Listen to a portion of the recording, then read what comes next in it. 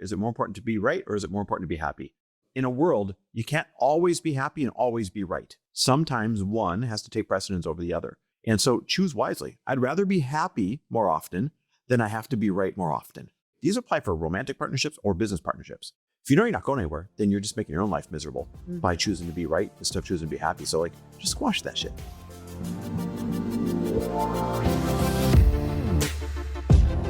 Welcome, everybody, to the Chris Harder Show, where we are making you unapologetic about your pursuit of success, knowing that when good people like you make good money, they can then do great things. My name is Chris Harder, and several times per week, I will bring you epic guests, solo episodes, and every single tool, trick, and skill set you need to grow your business, grow your money mindset, and to grow your wealth to levels that you have never reached before. I've ended up in a unique place in life where I've got the experience, the connections, and all of the secrets that it takes to be successful. And I'm lifting the curtain to reveal it all to you in an effort to help put you in a position of abundance so great that you can then be as generous as possible. So let's lock arms and let's get started. And we're back. With another episode of He Said, She Said. So we're talking about arguing today. Let's get on a fight. Let's get in a fight. We actually have on podcasts in the past. It's rare. I mean, it's rare that we argue. It's rare that we fight. But we've actually been gotten on arguments in podcasts. I've had people DM like, "Oh, you guys were spicy on that one." Then we're like, "Yeah, you didn't even hear when we stopped recording." So or right before we recorded. How many times are we in an argument before we hit record and we're like, "And we're back." You guys, the first year we did this podcast together, I'm pretty sure all the time we were like, "Fuck this! I don't want to do this stupid podcast with you anymore." It's so true. Now we're good. True. For the most part, I would say 90% of the time now we're really good. And I do believe it's because we really, really have been sticking to our rules of engagement. Fair rules of engagement, how to fight nice. Mm-hmm. And we got into this conversation like, hey, that'd be a cool one to share because we went to dinner last night with another couple that we haven't been to dinner with before. Super cool couple. And we got on a topic. They're a little bit younger than us. So hey, why do you think you've made it 20 years and all this stuff? We just kind of know how to fight at this point. And we're going through these different tips oh, these would be good for the podcast. And so hence here we are today. Let's teach them how to fight, babe. Okay. So you're going to need to pick a fight later today and see if these work. Okay. So rules of engagement, right? One of the things that we do, this is the one that's kind of been really tried and true for us that we use all of the time, is 1 to 10 important scale. So if we learned this from Rob and Kim. Yes, Rob and Kim Murgatroyd. So if you are in the middle of a fight, let's say I'm going to use something super basic for this, you guys. Chris and I have moved a lot. We've had a lot of different homes. And for me, the arrangement of the furniture, the decor, all of that stuff is very important to me. I actually it sounds crazy, but I feel the energy of stuff in a room. If it's in the wrong spot, I feel it and it will drive me crazy. It will distract me. It's feng shui. It's crazy. So sometimes Chris will come and be like, "No, I don't like that there. I like this chair here." And I'm like, okay. So on a scale of 1 to 10, how important is this to you? Because for me, it's a 9. What does this feel like for you? Because in my body, this drives me insane. I'm not going to be able to handle it. And let me jump in here real quick. She's saying we'll literally pause and be like, when things are starting to get heated and not, she's like, okay, listen, on a scale of 1 to 10, where does this issue fall for you? Because it's a 9 for me. And in the case of the furniture, and usually it's not I don't want it there. It's usually I want this set of chairs. These are awesome. You know what I mean? And you're like, no, those are not going to look good or they're not going to fit or whatever. And so you'll be like, it's a 9. And I'm like, it's a 6 or it's a 7. And then that's when you quickly realize, why drag that thing out? It's more important to the other person.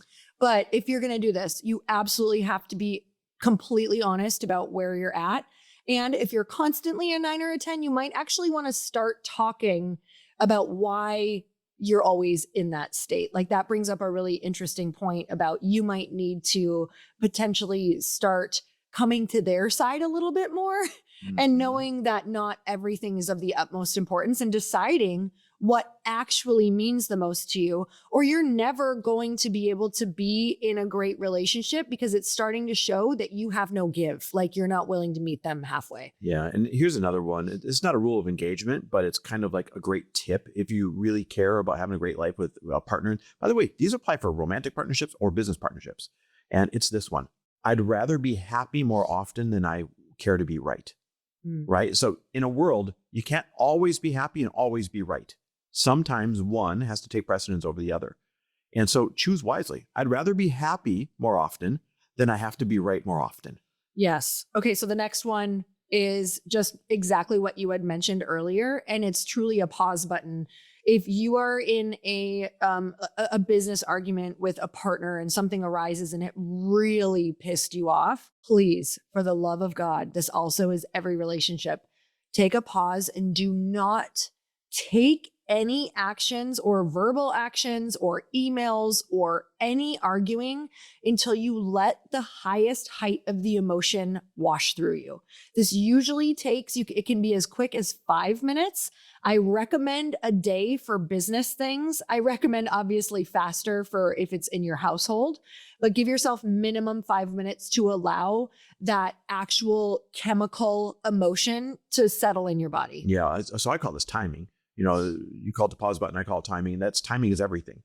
And there's a time and a place for everything. And there's two sides of timing. This is important to know.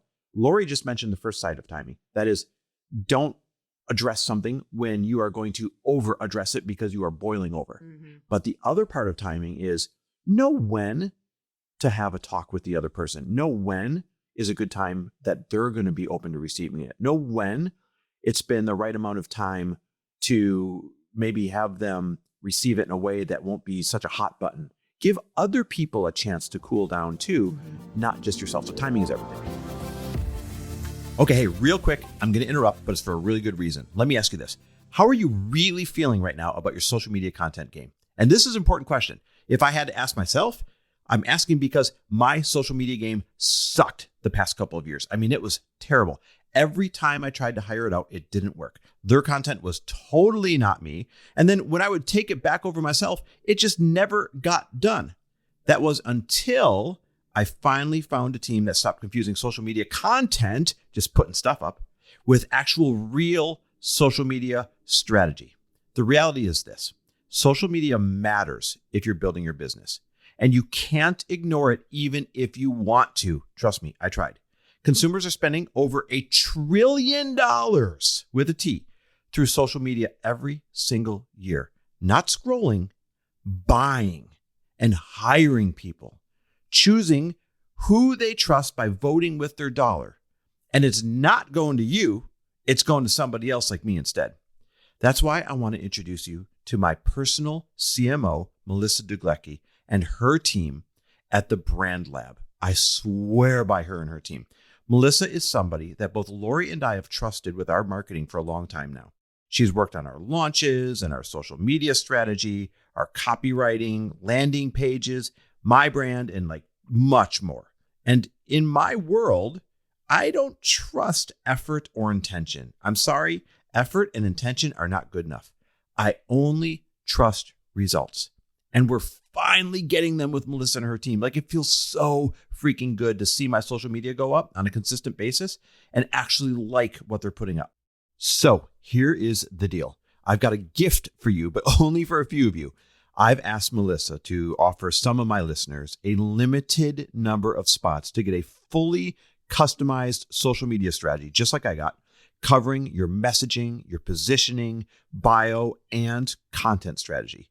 Now, when you use code Chris at chrisharder.me/social, that's chrisharder.me/social, you get $1,000 off as a thank you from me to you for listening. So go to chrisharder.me, that's .me/social, use code Chris and get $1,000 off as a thank you. If your social media results suck right now, like mine did, or if it feels overwhelming, trust me, just try this. The missing piece isn't more effort. That's what I was doing. It didn't work.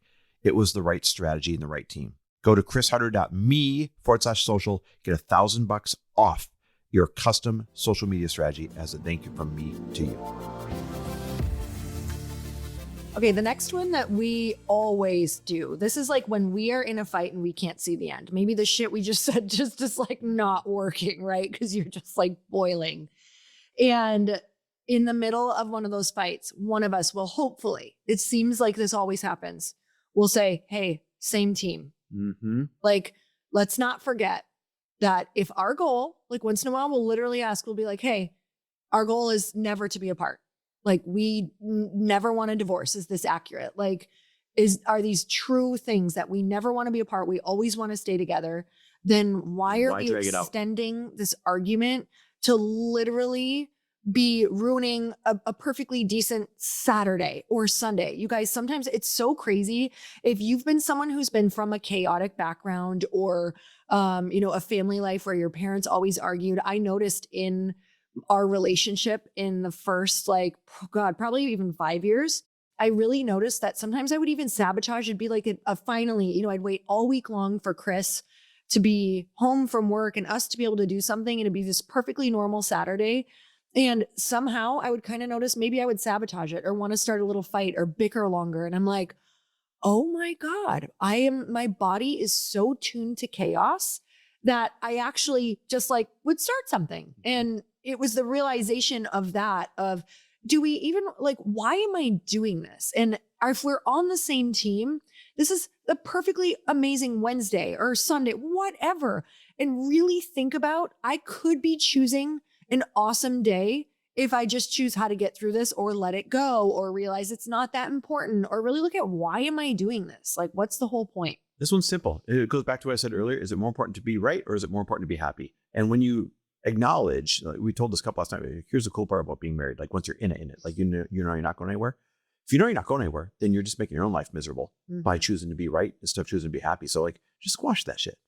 Okay. The next one is a great question to ask. This can actually go with the scale of 1 to 10.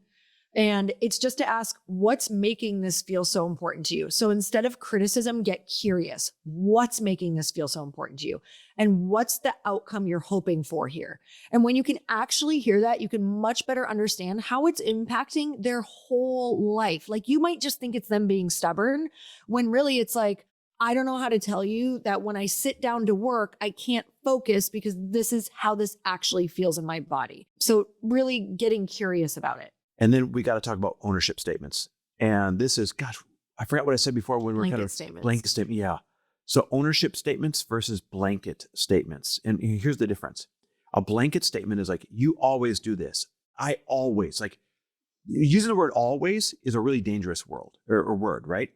Ownership statements is saying things like, I feel hurt when this happens. Not saying this always happens when, but saying, hey, I feel hurt when this happens. You're not trying to quantify how many times it happens, but instead just saying, this is how it makes me feel when this happens. So saying, you always do this to me. A really easy way to look at this when you're fighting is how many times do you say you? How many times do you start a sentence with you? Oh, yeah, instead of I. Instead of I. All right, the last one that you can try, and this is a really good one for really trying to get in there and understand what is going on in their brain, is the 5-minute rule. This one is good. Is hard, you guys, but it will change your life. When you are arguing, if it's a big topic to this is why I, want to move to California. Or quit my job or whatever. Yeah. Quit my job. You give each other each 5 minutes uninterrupted. And you don't sit there thinking about, this is what I'm going to say to this sentence that she just said. This is what I'm going to say to this thing they just said. It's 5 minutes of opening your heart, not thinking of what you're going to say next. Listening. You have to promise you're not thinking of how you're going to rebuttal everything they're saying. You step in their shoes and you try to really understand what they're saying and listen. And then you give the next 5 minutes. Obviously, you can go back and forth for set amounts of time until you start to feel like there's a bit of a resolution. And this really should help if you do this enough rounds to be able to then get a sense of where you're at. Yeah, they don't have to be right, but they have to be heard. Mm-hmm. And that's what this 5-minute rule really helps to provide. Sometimes people just want to be heard. They don't want to be right necessarily. They want you to know what's on their mind. And that's the source of the argument. Mm-hmm. This is one of the best things you can do. It's hard, but you set that timer 5 minutes uninterrupted, and it gives the person a safe space. So now they're not coming at you with all guns blazing. And okay, how can I use this 5 minutes wisely? And you're going to find they explain things more calmly. Mm-hmm. Love it. All right. We're so grateful for you guys. Thank you for always tuning in. We have gotten to just talk to so many of you either in person or DMs or at our events. And it's so much fun to know exactly who we're talking to. So I hope that this really helps you guys. All right, guys. Thanks a lot. We'll see you next week. Bye, everyone. Thanks for listening. And if you loved this episode and know of someone else who is as successful as they are generous, please pass them on to me. It would mean the world to me if you help me get this cause and this message out to as many listeners as I can. So please, if you liked what you heard, it goes a long way if you take 30 seconds and leave me a 5-star review and share this with your friends. I'll be forever grateful. And until the next episode, cheers to your success.